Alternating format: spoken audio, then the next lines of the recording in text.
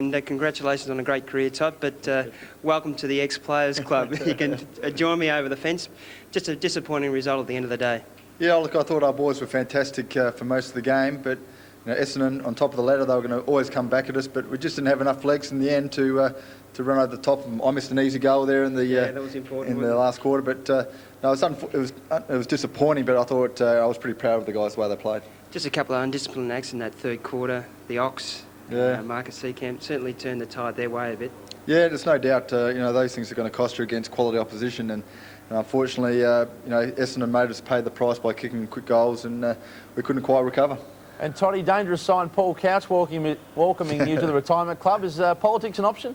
Politics? No, not for me. No, certainly not. I don't think it is for Paul either.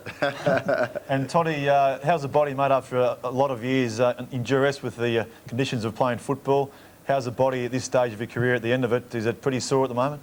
Yeah, Barry, I've been really struggling this year. It's been a real battle to get up and play, and I've been at it seems like about 50% fitness. So, I felt like I've been carried by the team for most of the year, which has been disappointing. But I guess the body's got forever now to recover. But the knee probably is the main area that I'd like to get right, so I can get running around the paddock, so I don't end up like Billy Brownless.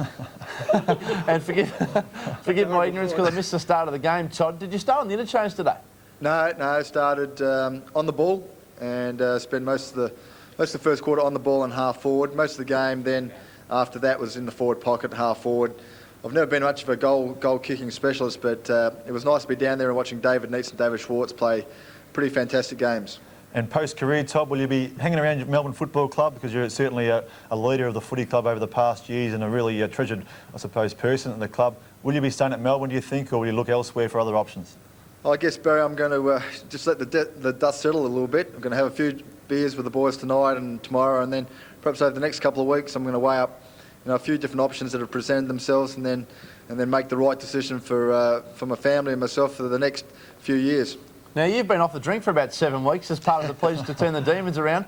You'll be in bed by 8:30 tonight. There's no doubt about that. I'm a terrible drinker, and I reckon after the first 2 beers, especially without anything to eat all day, I better make sure I go have a steak first before I have my first beer. Okay, nice way to go out, but we'll just leave you. We'll let you go, but give us your favourite moment in your career. It's pretty hard to pinpoint one particular incident, but I guess my first year, 87, was a fantastic year. We played in the finals for the first time in 23 years, and I guess last year being captain of the club after such a long time and nearly getting into a grand final last year was certainly a big buzz. An All-Australian selection, winning the best and fairest last year as captain was certainly a highlight. Congratulations from all of us at Seven and all who've worked with you on around the grounds this year as well, and really enjoy your retirement.